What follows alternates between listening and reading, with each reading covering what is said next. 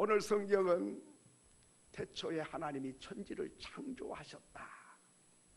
성경을 나 못 믿겠어, 예수를 잘 못 믿겠어, 그런 사람은 이 성경 딱 열면 1장 1절만 믿어도 다 믿어지게 돼 있어요.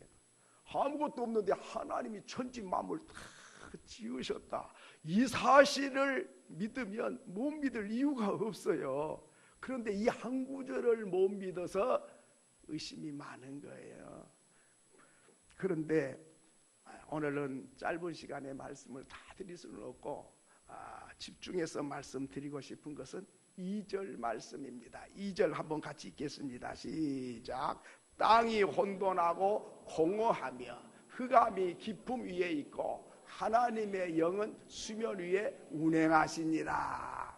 하나님이 우주 만물을 지으실 때에 땅이 어떤 상태였다 그랬죠? 혼돈이다. 혼돈. 혼돈이란 말은 원래 뜻은 토우라는 단어를 써서 혼란하다, 혼잡하다, 무질서하다, 비현실적이다, 황야 같다, 광야 같다, 거칠다, 이런 뜻으로 혼돈이라는 말을 썼어요.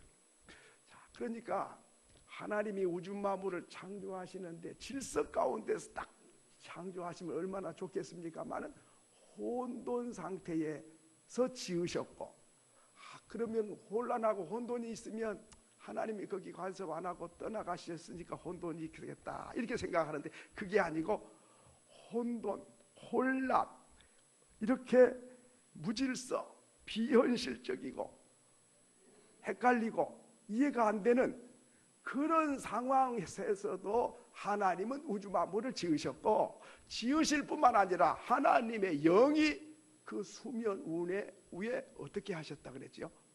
운행하시니라. 혼란 중에도 하나님의 신이 운행을 하고 계셨다. 오늘 우리가 생각할 때는 질서 정연하고 그럴 때만 하나님이 이렇게 운행하신 것 같고, 무질서하고 혼란하면 하나님이 안 계신 것 같고 그렇게 생각할 때가 많은데, 그게 아니고 혼란 중에도 하나님의 영이 그 위에 운행을 하시고, 혼란 가운데서도 하나님은 새 역사를 창조하고 계셨더라. 믿으시면 아멘. 네. 자, 그래서 첫째 우리가 생각할 것은 한번 따라합시다. 혼돈 중에도 하나님은 새 역사를 창조하고 계시다.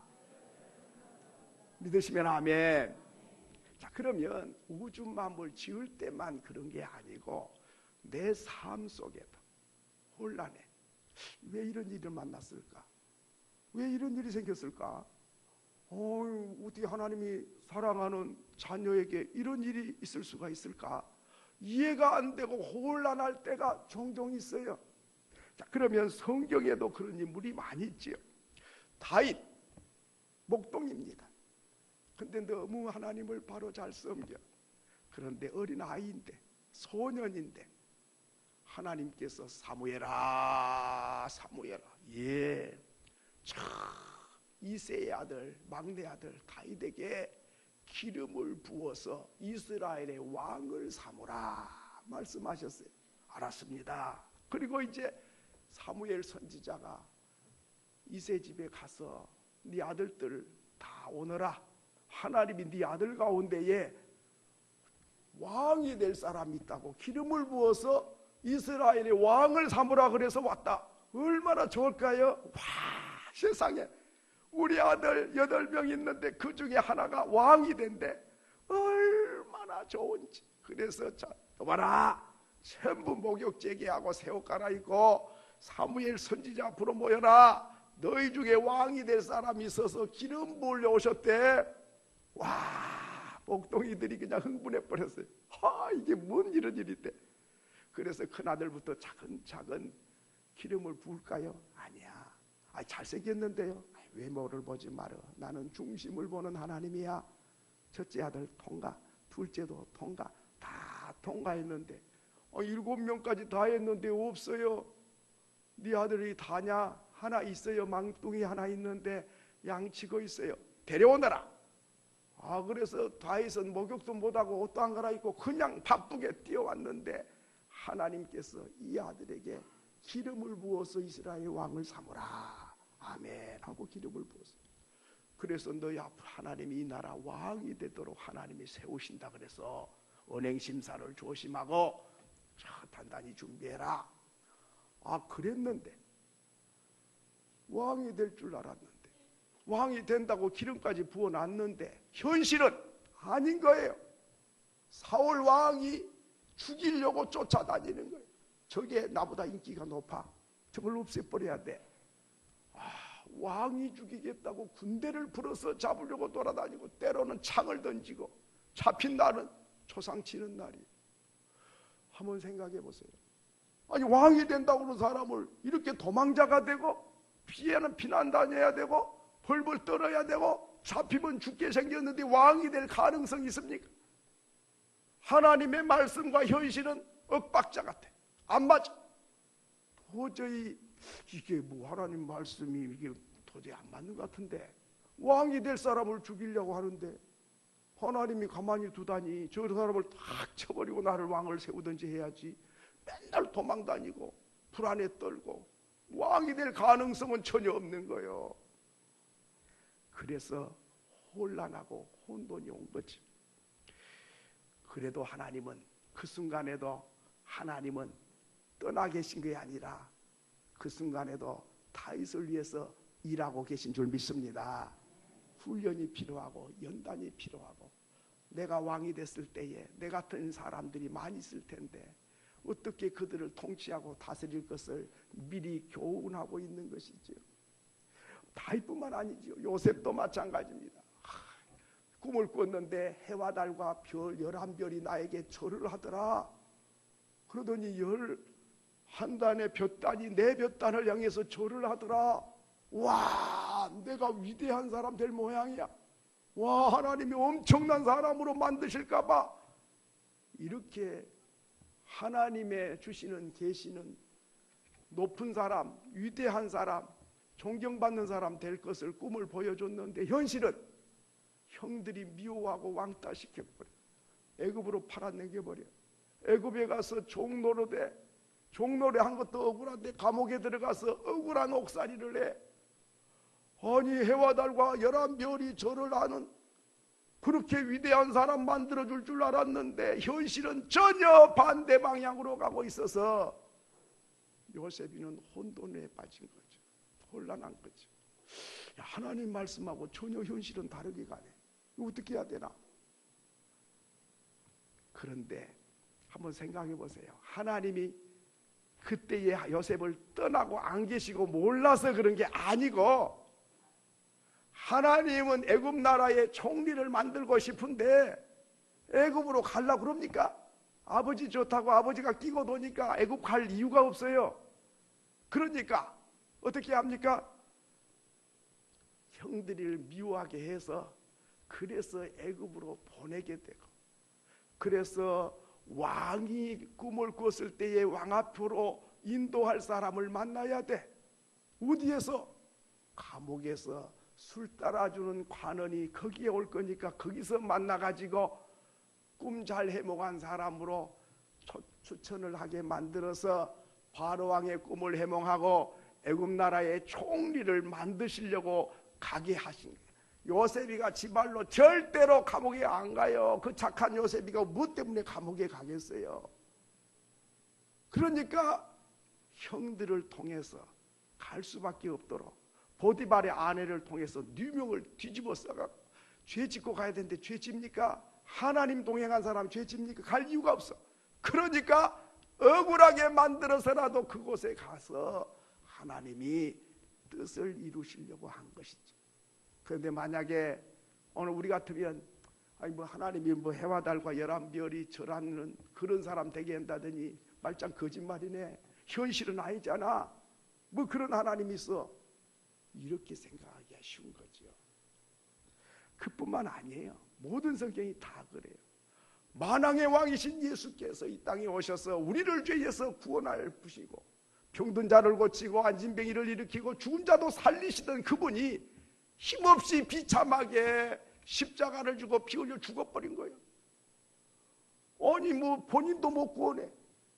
그런 예수가 어떻게 우리를 구원해? 곤란한 거예요. 이해가 안 돼. 그런데 그것으로 끝난 게 아니라 부활하셔서 나는 부활이요 생명이니 나를 믿는 자는 죽어도 살고 살아서 믿는 자는 영원히 죽지 않아. 아, 그렇구나. 그 순간에 내 작은 머리로서는 이해가 안 되고 혼란하고 혼돈이 오지만은 하나님은 혼돈과 혼란 속에서도 하나님의 신이 운행한 것처럼 하나님이 운행하고 계시고 하나님이 혼돈 속에서 창조하신 것처럼 하나님은 저와 여러분을 위해서 새 역사를 창조하고 계신 줄로 믿습니다. 그렇기 때문에 현실만 보고 혼란하니까 뭐 이러냐 저러냐 속단하면 안 됩니다. 하나님이 뭐 이러냐 저러냐 그러면 안 된 거죠. 혼돈 속에서 혼란 속에서도 하나님의 신은 떠나지 않고 운행하고 계시고 새 역사를 지금도 창조하고 계시다. 이 사실을 의심하지 않고 믿는 사람에게는 놀라운 역사가 일어나는 줄로 믿습니다. 예. 뿐만 아니라 이스라엘 백성이 홍해 바닷가에서 왔어요. 아니 하나님이 불기둥과 구름기둥으로 인도하면 좋은 길로 인도하고 탄탄대로로 인도해야지. 아이 바닷가 앞으로 데려다 오면 바다에 빠져 죽으라는 거요. 어쩌라고 거기다 데려와요. 혼란해. 그건 하나님 인도가 그러냐. 잘못 인도한 것 같아. 내가 간 대로 가야지. 뭐 바다 앞으로 가라면 이게 말이 바다가 길이 있나. 애굽 군대는 쫓아오는데 어쩌자고 여기를 데려왔냐. 불평하고 원망한 백성들은 혼란 속에서 하나님의 신이 운행하고 새 역사 보지도 못하고 듣지도 못하고 알지도 못하는 바다에 길을 내려고 하는 하나님의 역사를 모르기 때문에 불평하고 원망한 거죠. 그러나 믿음의 사람 모세는 혼돈스럽기는 하지만은 하나님 뜻이 계실 거야. 하나님 계획이 있으시니까 데려오셨지. 하나님이 우리보다 위대하고 탁월하신 분인데 여기에 데려온 데는 분명한 목적과 뜻이 계시다. 그러니 하나님 우리는 잘 밀어내서 몰라요. 이 바다로 데려오신 이유를 모르는데 하나님 아시잖아요. 하나님 어떻게 하면 좋습니까? 바로 이것이 혼돈 속에서도 새 역사를 창조하시는 하나님을 믿는 자의 자세예요. 오늘 저와 여러분이 예수 믿으면 복 받는다더니 뭐 이러냐 되는 일이 없네 이래가지고 불평하고 원망하고 짜증낸 사람은 혼돈 속에서 하나님의 창조의 역사를 하고 계신 것을 믿지 못한 사람이죠. 하나님은 내가 이해가 안 돼서 그렇지. 혼돈 속에서 하나님의 신이 운행하고 계시고 하나님은 일하고 계신다. 이 사실을 믿고 하나님 앞에 엎드려 기도하고 때를 기다리면 하나님께서 상상도 못했던 내가 측량할 수 없는 바다에 길을 내서 지나가게 하시고 애국 군대를 바다에다가 다 몰살시켜서 다시는 못 쫓아오게 하는 이 멋지고 아름다운 역사를 하나님은 계획해놓고 인도하신 것입니다. 이스라엘 백성만 그럴까요? 아니, 저와 여러분도 마찬가지예요. 때로는 실패를 하고 때로는 질병 속에 때로는 고통 속에 때로는 근심 속에 잠길 때가 있어요. 혼돈이와 하나님 믿는 사람 만사가 형통한 줄 알았더니 뭔 이런 일이 있나? 그러면 안 되는 거예요. 그 속에서 하나님의 새 역사가 계속 진행되고 있고 멋지고 아름다운 합력의 선을 이루시는 하나님을 바라보고 나아갈 수 있기를 소원합니다. 소원합니다. 예. 두 번째로는 오늘 2절을 계속 보면 혼돈하고 둘째는 공허하며 공허 속에서도 하나님의 영이 수면에 운행을 하고 계시고 공허 속에서도 하나님은 새 역사를 창조하고 계시다 하는 것입니다. 공허는 뭐냐? 이 원뜻은 아라라고 하는 히브리 말인데요. 빈손이다 그 말이에요. 빈손. 텅 비었다 그 말이에요. 아무것도 없다 그 말이에요. 빈 공간이라 그 말이에요. 주머니가 비었다 그 말이에요.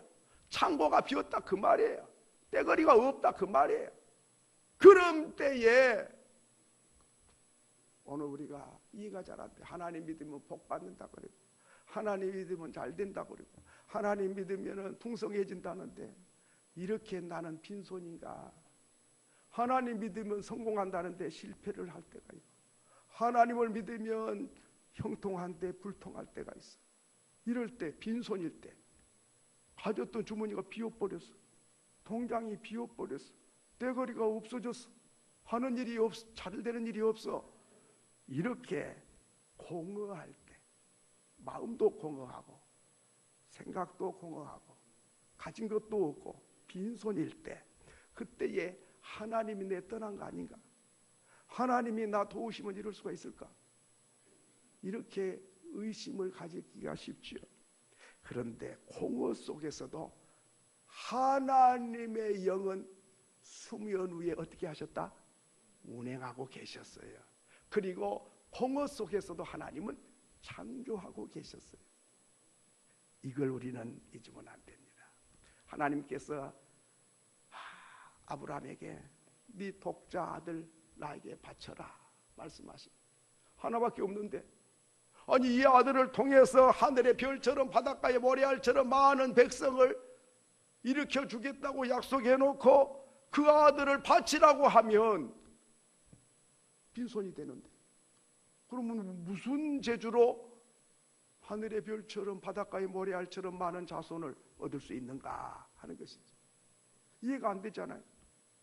뭐 있어야, 씨앗이라도 하나 있어야 무엇이 되는 것이지, 씨앗 그 자체를 바치라고 하면 텅 빈 인생이 되는데 어떻게 그런 일이 있을 수 있는가 하는 것이죠. 하나님 말씀하십니다. 네 아들 독자를 나에게 바치고 네가 빈손이 돼야 돼. 그러면 만민의 아비가 되고 믿음의 조상이 되고 복의 근원자가 돼. 이해가 안 되잖아요. 여러분, 빈손이 됐을 때에 하나님은 귀한 걸 채우기를 원하시는 거죠.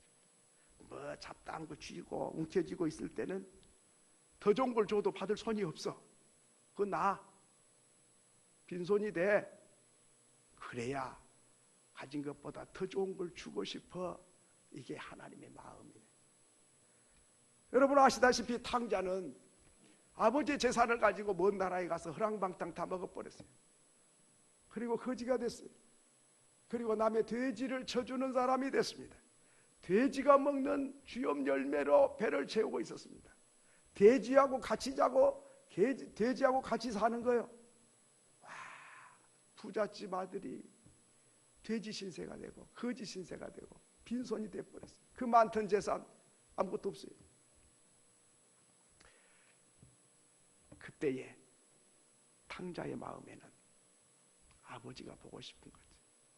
아버지 집이 그리워지는 거지. 그런데 가진 게 있을 때는 아버지가 안 그리워. 아버지 집에 갈 마음이 없어. 그런데 빈손이 되고 보니까 아버지가 그립고 아버지 집에 가고 싶은 거예요. 그래서 내 아버지 집에 가야 되겠다. 품꾼의 하나로 써달라고 그래야 되겠다. 그래서 아버지 집을 갔습니다. 만약에 탕자가 가진 것이 안 떨어지고 이렇게 저렇게 해서 재산이 더 많아졌으면 아버지 집에 영원히 안 갔을 거예요. 아버지는 하나님을 말합니다. 오늘 우리가 가진 게 많고 부유하고 형통하고 잘 되면 하나님 떠나가 버려요. 그런데 빈손일 때 천부여 의지없어서 손 들고 옵니다. 빈손이 돼야 하나님을 찾게 돼 있고 빈손이 돼야 손을 들게 돼 있어요. 빈손이 돼야 하나님을 만나려고 오는 거예요. 그래야 하나님을 만나서 영원한 천국에 들어가게 될 줄로 믿습니다. 그러니까 부유한 자가 복인 것 같지만은 어찌 보면 부자가 천국 가는 것은 약대가 바늘귀 들어간 것보다 어렵다.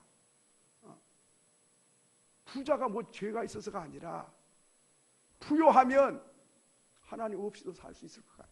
하나님 별로 필요치 않아. 가진 게 많으니까 그거 의지하고 살 수 있어. 그렇게 되면 안 되는 거지.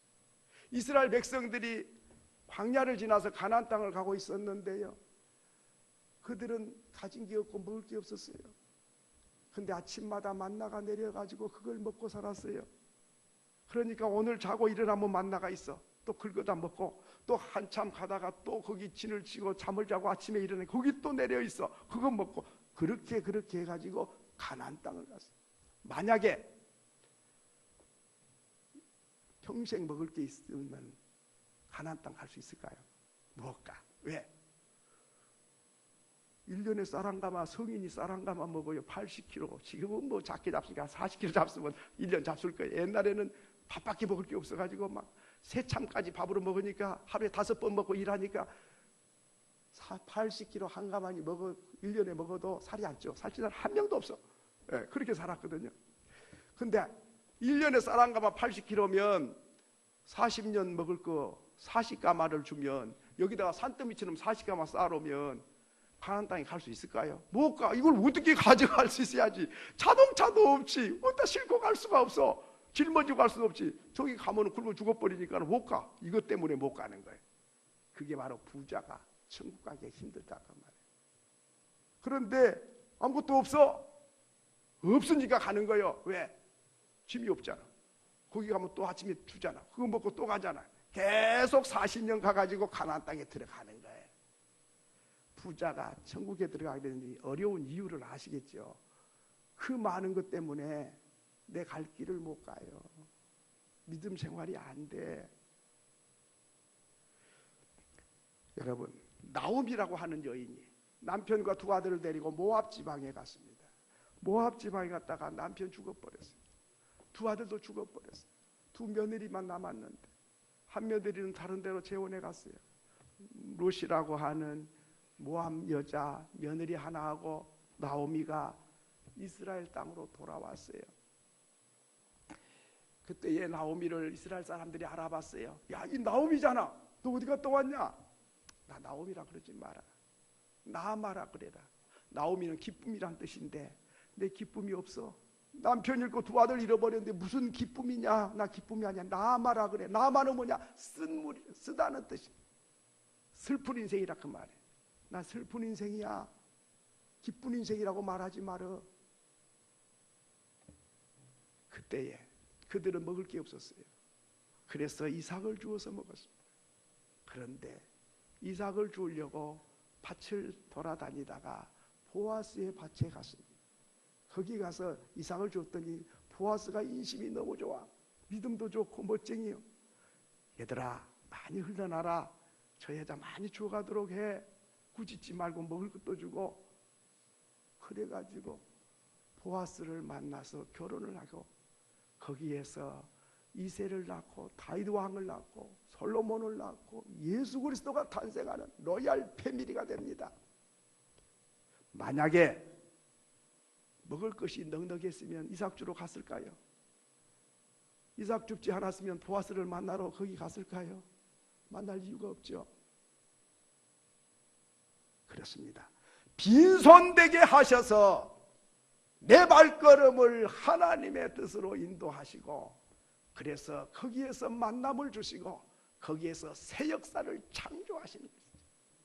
오늘 우리가 때로는 손해볼 때가 있고 빈손될 때가 있어요. 주머니가 텅 비고 참 가진 게 없을 때가 있어요. 하늘이 캄캄할 때가 있어요. 그렇다고 하나님의 신이 수면에 운행하시지 운행이 중단된 게 아니에요. 하나님은 새 역사가 중단된 게 아니에요. 빈손 가운데도 하나님은 새 역사를 창조하고 계신 줄을 믿습니다. 그걸 믿어야 되는 거예요. 그러면 내가 때로는 빈손이 돼도 슬퍼하거나 낙심하지 않아요. 빈손 가운데 하나님은 새 역사를 또 창조하고 계신 걸 믿고 기대감을 가지고 주님을 바라보게 되는 거죠. 그런 사람은 실패했다고 슬퍼하지를 않아요. 하나님은 어떤 새 역사를 또 만드시려고 이 가운데로 인도하셨는가. 하나님, 저희들 이제 시골에서 농사도 짓고 뭐 비닐하우스도 하고 개척 사업도 하고 뭐 여러 양계도 하고 뭐 방앗간도 하고 막 시골에서 할 수 있는 건 다 했어요. 근데 하나같이 잘 안 됐어요. 그래가지고 우리 가정처럼 시골에서 부지런한 가정이 없었어요. 아들, 딸이 8명이니까 뭐 무서울 게 하나도 없어. 뭐든지 다 해버려요.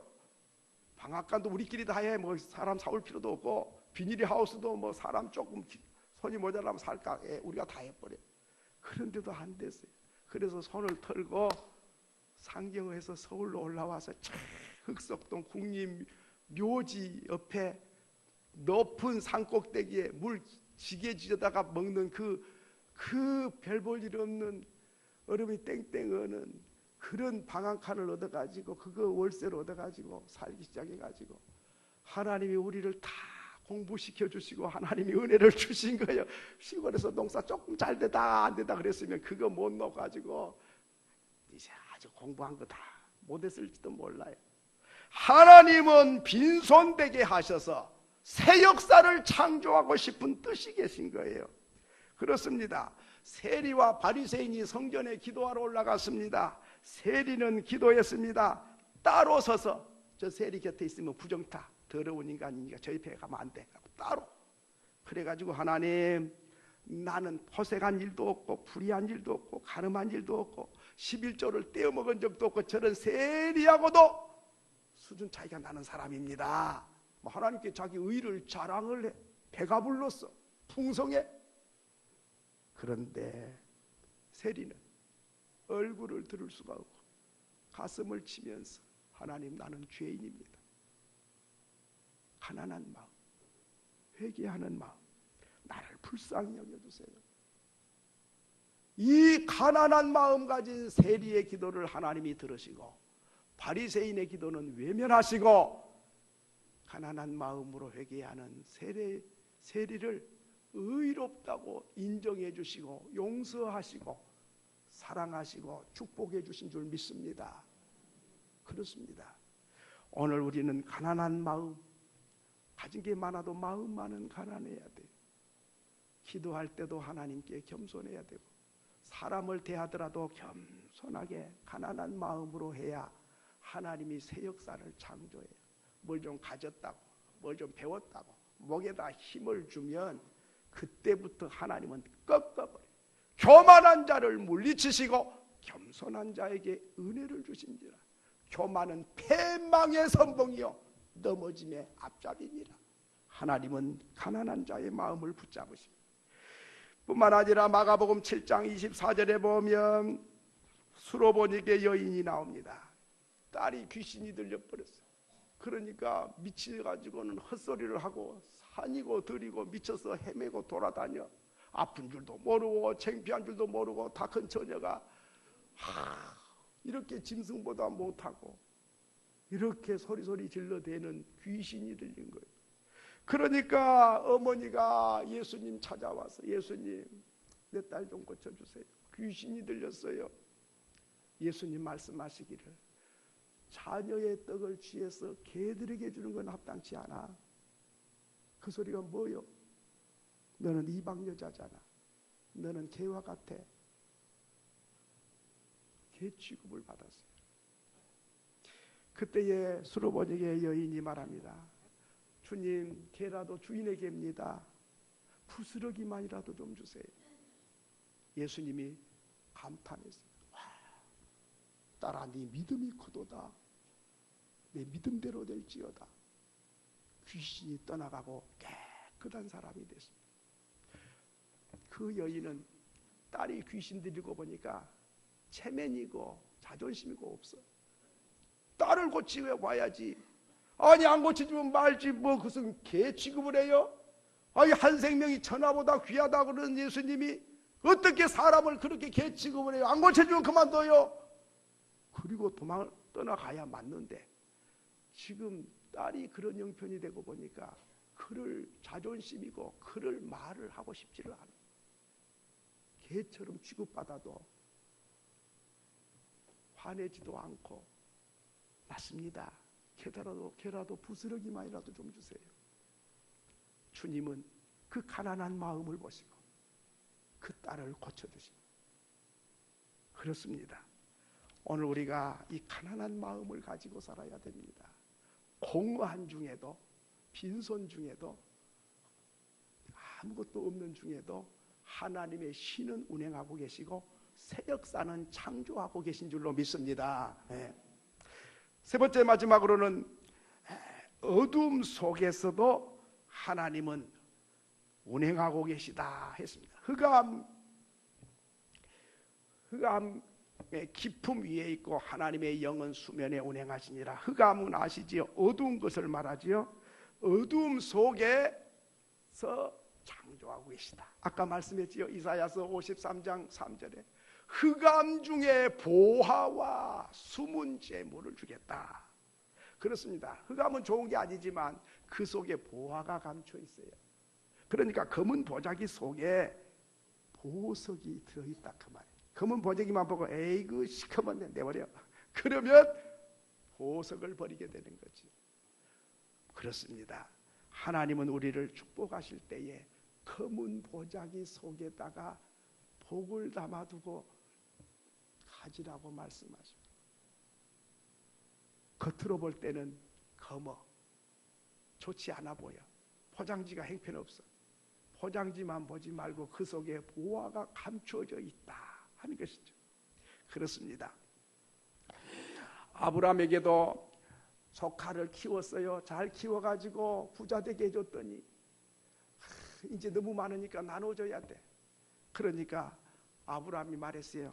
조카, 너무 부자고 양떼 소떼가 많아서 종들이 자꾸 다투고 싸우니 좀 나눠줘서 살자. 네가 동쪽 간다면 내가 서쪽 가고 네가 서쪽 가면 내가 동쪽 갈게. 그러면 조카가 아이고 삼촌이 아버지같이 나를 키워주고 우리 아버지 세상 떠났는데 삼촌이 아버지 보호자 역할을 해서 오늘 잘 살고 부자 되게 했으니 아이고 삼촌 덕분입니다. 아이 삼촌이 좋은 땅을 먼저 가지셔야지요. 그래야 그게 좀 사람이 된 것인데 실컷 키워갖고 부자 되게 해줬더니 아 이쪽이 좋은데요. 나 이쪽 가겠습니다. 삼촌 저리 가 사세요. 이런 행편없는. 그런데 아브라함이 내 같으면 한마디 하겠더만 워낙 마음이 고운 분이 돼가지고 그래 네 그쪽에 가 살아라. 그리고 돌짝밭으로 양떼를 몰고 갑니다. 와, 아브라함 마음이 너무 선해. 근데 표현은 하지만 사람은 생각은 또 있잖아요. 그러니까 하나님이 그 마음을 아셨어. 섭섭해가지고 아이고 인간이 저렇게 은혜를 모르네. 어찌 저러냐. 막 섭섭한 마음이 가득할 때에 저녁이 됐는데도 밥맛도 없어.